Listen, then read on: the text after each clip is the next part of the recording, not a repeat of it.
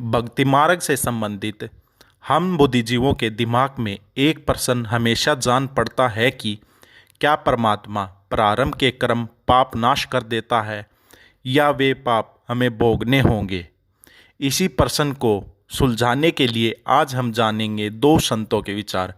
पहले कृष्ण प्रिया जी के विचार जानते हैं हम, उसके बाद इसी प्रश्न को सुलझाने के लिए हम जानेंगे संत रामपाल जी महाराज के विचार। तो ज्ञान चर्चा शुरू करने से पहले चैनल को सब्सक्राइब कर लें। पहले हम आपको देवी कृष्ण प्रिया जी का परिचय करा देते हैं। देवी जी वृंदावन की मूल निवासी हैं और 26 जनवरी 1997 को इनका जन्म हुआ था।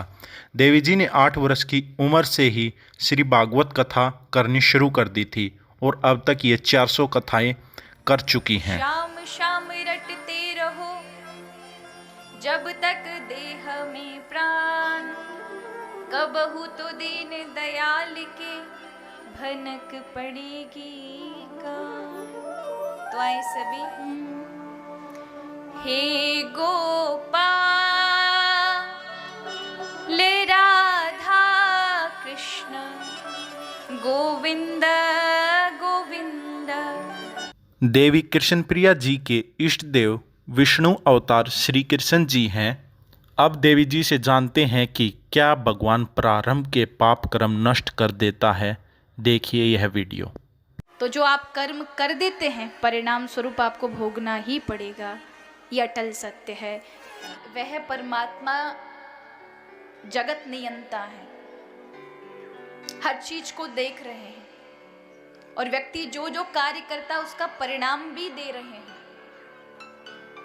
जैसा जैसा कर्म करता है वैसा वैसे भोगते भी हैं, लेकिन भगवान केवल दृष्टा बनकर देख रहे हैं। कई बार तो लोग यही सोचकर बैठ जाते कि नहीं हम इतना भजन करते हैं लेकिन भगवान को देखो वो हमको इतना कष्ट दे करके बैठे हैं, हमारा कष्ट जाता ही नहीं है क्योंकि हमने कर्म ही ऐसे किए हैं। वह परमात्मा तो बड़े दयालु हैं कि अगर हमारे कर्मों का लेखा जोखा हमें एक ही जन्म में मिल जाए तो आप झेल ना पाए। यहाँ देवी कृष्ण प्रिया जी का कहना है कि भगवान प्रारंभ के पाप कर्म नष्ट नहीं कर सकता, यह अटल सत्य है। लेकिन भगवान दयालु इसलिए है क्योंकि वह उन पाप कर्मों को बांट कर देता आपको अलग अलग जन्मों में। एक जन्म में दे दे तो शायद हम वह कष्ट सहन न कर पाए। केवल इसीलिए भगवान की भक्ति करनी चाहिए। आगे देवी जी श्री कृष्ण जी का उदाहरण देकर समझाती हैं कि प्रारंभ का कर्म श्री कृष्ण जी को भी भोगना पड़ा। देखिए इस वीडियो क्लिप में। जरा विचार करें, भगवान श्री राम ने बाली को छुपकर बाण मारा था और इसके लिए वैसे तो वो परमात्मा है, इन सब कार्यों से दूर रह सकते हैं, श्रापों को मुक्त कर सकते हैं। वही जब द्वापर युग में कृष्ण बनकर आए तो उन्होंने इसी उसको बदले को पूर्ण करने के लिए उसी बाली को दूसरे जन्म में जरा बनाया था और द्वापर युग में वही जरा ने जब बाण मारा तो ठाकुर जी के चरणों में लगा था। तब वो रोने लगा, हे प्रभु ये मैंने क्या किया, मुझे मृत्यु दंड दे दीजिए। तब प्रभु कहते हैं जरा इसमें तुम्हारा अपराध नहीं है, ये तो वैर है, जो व्यक्ति कर देता है वो आपको भोगने पड़ते हैं। जब कर्म हमारे सामने उपस्थित होते तब हमारे पास निर्णय होता है हमें क्या करना चाहिए क्या नहीं करना चाहिए, और एक बार कर्म कर दिया तो फिर वही एक पैर की तरह आपको भोगना अनिवार्य है, टालने से भी नहीं टलेगा। ये थे देवी जी के विचार जिन्होंने बताया कि प्रारंभ का कर्म भोगना होगा, जैसे श्री कृष्ण जी ने भोगा, उसे टाला नहीं जा सकता। अब जानते हैं संत रामपाल जी महाराज के विचार कि क्या भगवान प्रारंभ के कर्म को टाल सकता है। जितने भी ऋषि महर्षि संत हुए हैं ये कहते हैं कि प्रारब्ध का कर्म प्राणी को भोगना ही पड़ता है, भोगे से ही समाप्त होता है। बृहस्पति जी देवताओं के गुरु हैं और देवताओं के गुरु क्या कहते हैं कि इंद्र को बता रहे हैं कि जो आपको सुख प्राप्त है और जो आपको दुख प्राप्त है ये आपके पाप और पुण्य अक्षय हो रहे हैं, नाश हो रहे हैं, और यही तरीका है इनके नाश करने का। जैसे आप सुखी हो तो आपके पुण्य नाश हो रहे हैं, उनका भट्ठा बैठ रहा है पुण्यों का, और यदि आप दुखी हो तो आपके पाप नाश हो रहे हैं। ये प्रोसीजर, ये प्रोसेस बताया इन्होंने, लेकिन ये है इनका अपना लोक वेद, न ये वेदों का ज्ञान है और न ही ये कोई और अन्य किसी जिसने परमात्मा प्राप्ति की है उस महापुरुष का विधान है। वेदों में लिखा 8वें अध्याय के 13वें श्लोक में मंत्र में यजुर्वेद में कि परमात्मा तो घोर पाप का भी नाश कर देता है। किसी भी प्रकार का संकट आप प्राय भगवान उसको दूर कर सकता है। पुण्यात्माओं, यदि प्राणी को जैसा उसके भाग्य में है वैसा ही भोगना पड़े तो कोई ना भक्ति करे और ना भगवान की जरूरत फिर हमने। फिर आवश्यकता क्या है परमात्मा की? जिसके ऊपर कैर टूटना वो टूटेगा, फिर क्या की भक्ति करेगा? वो कर ली भक्ति फिर तो गुट्टी लावेगा, वो शराब पीने लगेगा या डाके मारेगा कि तो चोरी करेगा। तो इन लोगों ने बिगाड़ दिया पूरा समाज, क्योंकि पहले आत्मा सबसे पहले परमात्मा से ही राहत चाहती है। परमात्मा से राहत ना मिलने से फिर ये बकवाद करने लग जाती है मन के अधीन होकर। और जब परमात्मा का सहयोग आपको मिलेगा, आपको इतना सुख देगा भगवान, इतना बेनिफिट देगा, इतना आपको जो है बरकत देगा, आप सोच भी नहीं सकते हैं। और फिर आपको ज्ञान हो जाएगा तो जहर खाना है, किसी का पैसा मिलावट करके लेना या वैसे रिश्वत लेना, चोरी करना, दान दहेज लेना, ये तो विष खाना है, विष। और फिर कहते हैं जैसे किर का जहर का रंग होरी हो, कहो कौन तिस खाव राम रंग होरी हो। कहते हैं परमात्मा के नाम से होरी माने खुशी होगी, और जहर के किरका जहर का कण भी कौन खाओगा? न्यू पता लग गया यूँ कण पड़ा जहर का, विष का हाथ भी ना लावा आदमी। तो ये जो भी आज आप अज्ञानतावश रिश्वत लेते हो, चोरी करते हो, किसी और से धन लेकर नहीं देते हो, इस आध्यात्मिक ज्ञान से आपको पता चलेगा ये विष खा रहे हो, विष। और फिर इस जहर ने कौन खाएगा? छुआ भी कोई नहीं, दूर का जाएगा, आग लगे कि क्या पता कैसा धन है ये। और अब बक्से को ना ट्रंका अंदर से तिदुरियां तोड़ के काट ले जाए। अब देखो पीछे पंजाब प्रांत में उग्रवाद फैल गया था, युवा बच्चे किसी के भ्रमित किए हुए अपराधी बन गए थे। फिर भारत सरकार ने उनसे कहा था भाई जिसने जो भी अपराध कर लिया सो कर लिया, अब जो भी व्यक्ति अपने पिछले आगे कोई अपराध ना करने की प्रतिज्ञा करेगा और मुख्य धारा में आ जाएगा तो उसके सारे मुकदमे वापस ले लिए जाएंगे। और ऐसा ही हुआ था।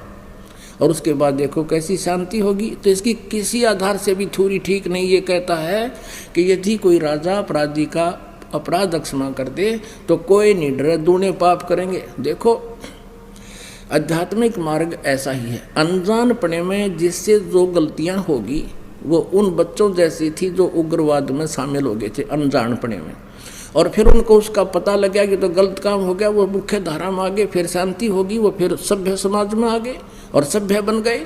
इसी प्रकार हम सभी अज्ञानतावश जो भी पाप कर लिया, किसी ने मांस खा लिया, चोरी कर ली, जारी कर दी, कोई और गलतियां होगी, वो अज्ञानता से और किसी के कुसंग से होगी। अब हम फिर मुख्य धारा में आ जाएंगे, भगवान हमारे सारे मुकदमे वापस ले लेगा। जब ही सतनाम हृदय धरो भयो पाप को नासे, जैसे चिंगारी अग्नि की भाई पड़े पुराने घासे। और ये तो इसका प्रैक्टिकल ये भी झूठा हो गया इस संसारिक दृष्टिकोण से जिसने इसने उदाहरण दिया। और अब वेद फेल करेंगे इनकी अज्ञानियों की थ्योरी को। वेद बताते हैं कि परमात्मा घोर पाप का भी नाश कर देता है, ये देखिएगा ये जरूर। और इसको इस अनुवाद भी दानंद जी ने कर रखा है। इसने प्रकाशक है सार्वदेशी कार्य प्रतिनिधि सभा 2/5 महर्षि सिद्धांत भवन रामलीला मैदान नई दिल्ली से। मुद्रक ये Prince offset printers 1510 Pataudi house Daryaganj नई दिल्ली से। और महर्षि दानंद सरस्वती कृत इसका अनुवाद किया इसने। ये he is not writer of the Vedas ये वेदों का लेखक नहीं है, वेदों का अनुवाद करता है महर्षि दयानंद ओनली। अनुवाद में भी इसने, ये देखिएगा 8वें अध्याय का 13वां मंत्र, ये है अध्याय 8 यजुर्वेद 8वां अध्याय 241 पृष्ठ पे। यहाँ पर है ये 13वां मंत्र और इसका अनुवाद इन्होंने किया है यहाँ पर 242 पृष्ठ पे। यजुर्वेद ये 242 पृष्ठ पे ये अर्थ है, हे सब के उपकार करने वाले मित्र आप। ये मित्र का अर्थ इसने उलझाने के लिए लिखा या परमेश्वर के लिए है। इसने सत्यार्थ प्रकाश में खुद कहा है प्रथम अध्याय में कि सबका सबसे हितकारी होने के कारण, हितैषी होने के कारण परमेश्वर का नाम मित्र है। तो हम यहाँ परमेश्वर कहेंगे, हे सब के उपकार करने वाले परमेश्वर, दान देने वाले के, अपराध के विनाश करने वाले हो। यानी जो दान देता है उसके प्रारब्ध में जो पाप हैं उनका नाश कर देते हो। यानी कुछ ऐसे पाप हैं जो दान से नष्ट होते हैं, कुछ ऐसे पाप हैं जो अपनी सेवा से साफ होते हैं, कुछ ऐसे पाप हैं स्वाध्याय से साफ होते हैं, नाश होते हैं, कुछ ऐसे पाप हैं जो सतनाम से ही, जो किसी से भी ना हो फिर सतनाम से होते हैं। तो यहाँ लिखा है कि दान देने वाले के, अपराध के विनाश करने वाले हो। वेद बता रहे हैं भगवान की महिमा। साधारण मनुष्यों के किए हुए अपराध, एनस्य मन अपराध के विनाश करने वाले हो, अक्षमा करने वाले हो।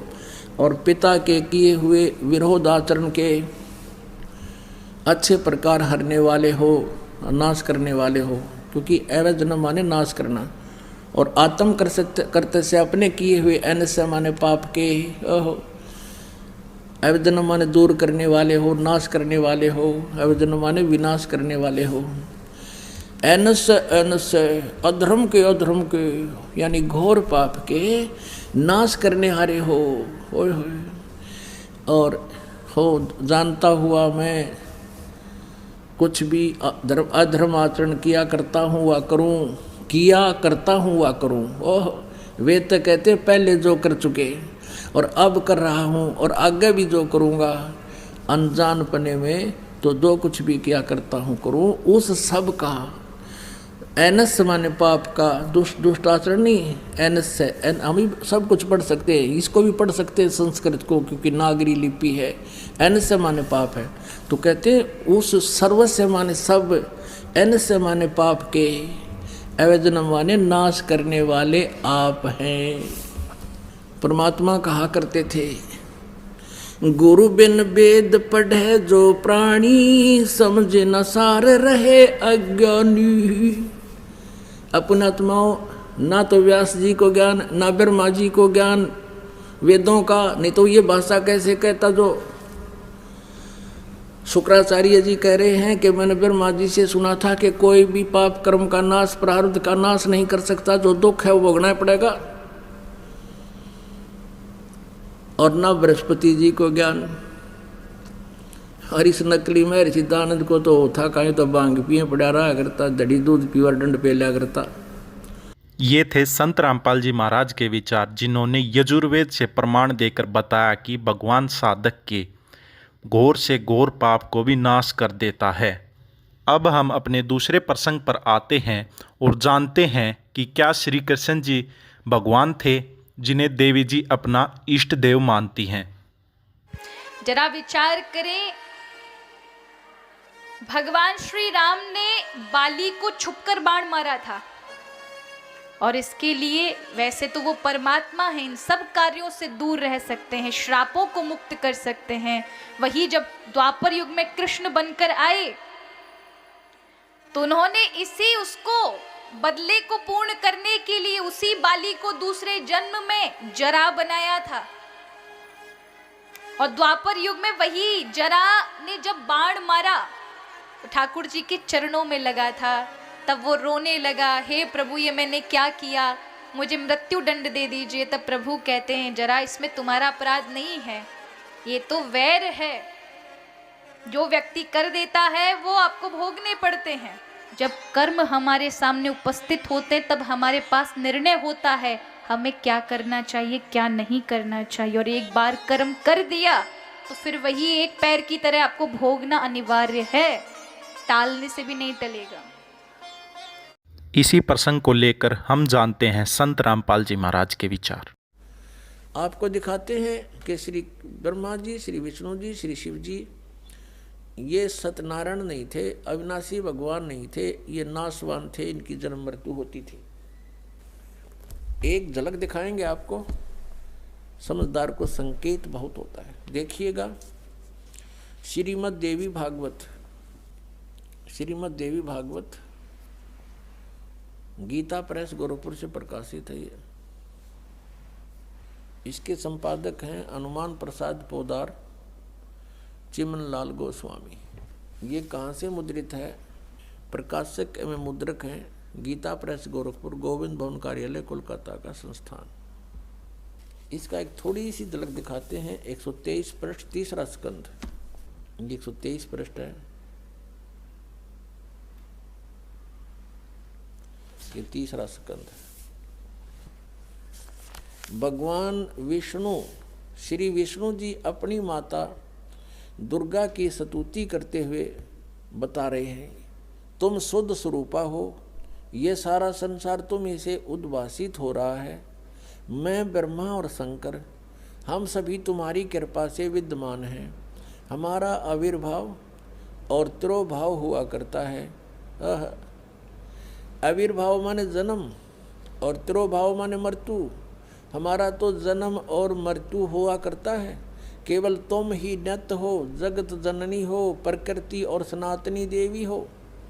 ये प्रकृति दुर्गा को कहते हैं, ये भी ध्यान रखना, ये गीता जी में काम आओगा आपका।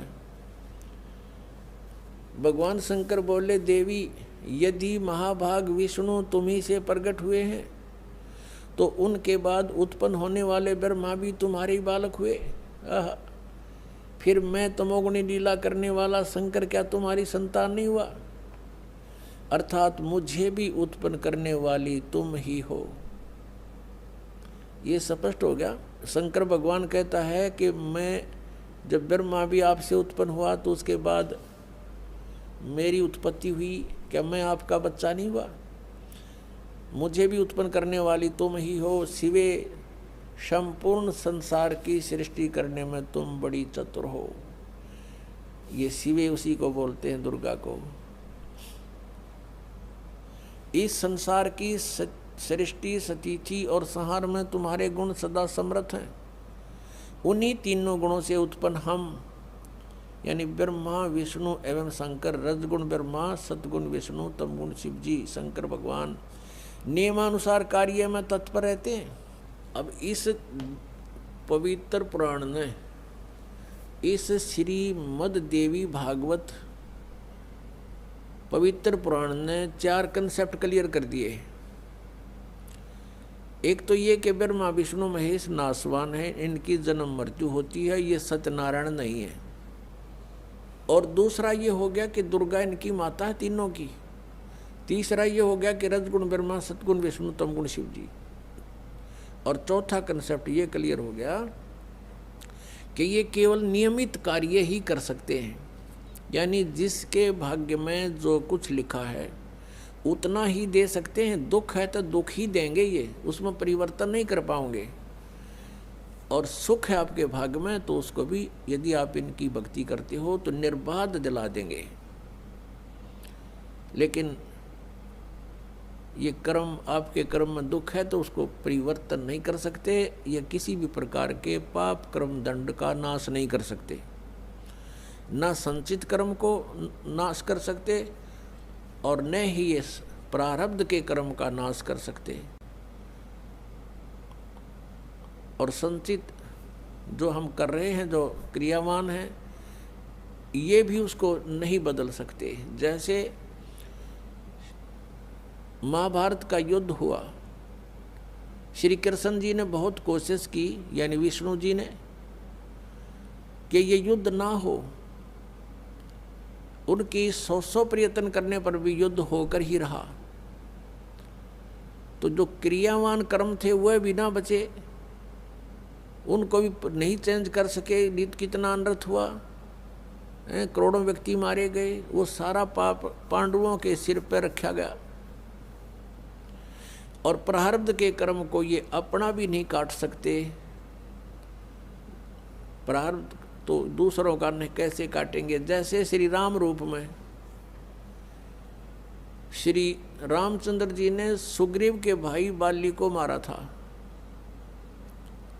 धोखा देकर वृक्ष की ओट लेकर तीर मारा था, उसका भी बदला देना पड़ा, वो भी कर्म दंड भोगना पड़ा। उसके प्रारब्ध में लिखा गया वो कर्म श्री कृष्ण रूप में। जो बाली वाली आत्मा थी वो तो एक शिकारी बना, और श्री राम वाली आत्मा श्री कृष्ण बने। और श्री कृष्ण जी का वध विषाक्त तीर यानी जहर से बुझे हुए तीर मार कर उस एक शिकारी ने उनका वध किया। तो उनका अपना भी कर्म भोगना पड़ा उन भगवानों को, जिनकी हम गुण गाया करते थे, जिनको सर्वशक्तिमान बताया करते थे, तो वो भी सर्वशक्तिमान नहीं पाए, ये अविनाशी भी नहीं पाए, क्योंकि इनकी जन्म मृत्यु होती है। इनके पिता कौन है? इनके पिता काल रूपी ब्रह्म है। पुण्यात्माओं, सत्संग के अंदर परमात्मा की याद दिलाई जाती है, आत्मा और परमात्मा की सतिथि बताई जाती है, कौन से कर्म अच्छे हैं कौन से बुरे हैं ये याद दिलाई जाती है। और आपको जो मिशन से जुड़ता है, जो भगवान चाहता है, उसको स्ट्रिक्टली कहा जाता है कि ये पाप नहीं करोगे, ऐसा नहीं करोगे तो तुम सफल होगे, सच्चाई है ये। तो फिर वो आपके क्रियावान कर्म भी बदलवा दिए जाते हैं। जैसे कोई शराब पीता है, कोई चोरी करता है, कोई मिलावट करता है, कोई जारी करता है, कोई और बकवाद करता है, वो सब छुटवाई जाती है। वो क्रियावान कर्मों को भी चेंज कर दिया जाता है। प्रारब्ध के अंदर आपकी किस्मत में कोई ज़बरदस्त दुख है, उसको भी परमात्मा हल्का करके नाश कर देते हैं। परमेश्वर शरण में आने से आई टले बला, और जय मस्तिष्क में जय भाग्य में सूली होवा काटे में टल जा। यदि आपके भाग्य में कहीं मृत्यु दंड लिखा हो, कहते कांटा लाग के, मनमाने ठोकर लाग के, अंगूठा फूट के जीवन बच जा, इतना हल्का करके परमात्मा वो कबीर परमेश्वर आपके प्रारब्ध में लिखे हुए पाप कर्म का विनाश कर देते हैं। और संचित जो कर्म आपके वहाँ रखे हैं डिपॉजिट, उसका भी नाश कर देते हैं। क्या बताते हैं परमेश्वर अपनी महिमा? आप ही बतावें आकर के। जब ही सतनाम हृदय धरो, भयो पाप को नाश, जैसे चिंगारी अग्नि की भाई पड़े पुराने घास। हमारे संचित कर्मों का ढेर लगा पड़ा है। हम आप जी को अब मिली है सत साधना, जो सच्ची साधना करनी चाहिए थी। इस सत साधना को ना करके हम जितने भी क्रियाएं करते थे वो शास्त्र विधि को त्याग कर मनमाना आचरण। हमारा कार्य केवल इतना था कि हमने मानव समाज के सामने दोनों मत रखे। अब यह कार्य आपका है कि आपको कौन सा मत प्रमाण स्वरूप स्वीकार है और कौन सा नहीं। यह आपको देखना है कि कौन आपके मानव जीवन को नष्ट कर रहा है। धन्यवाद।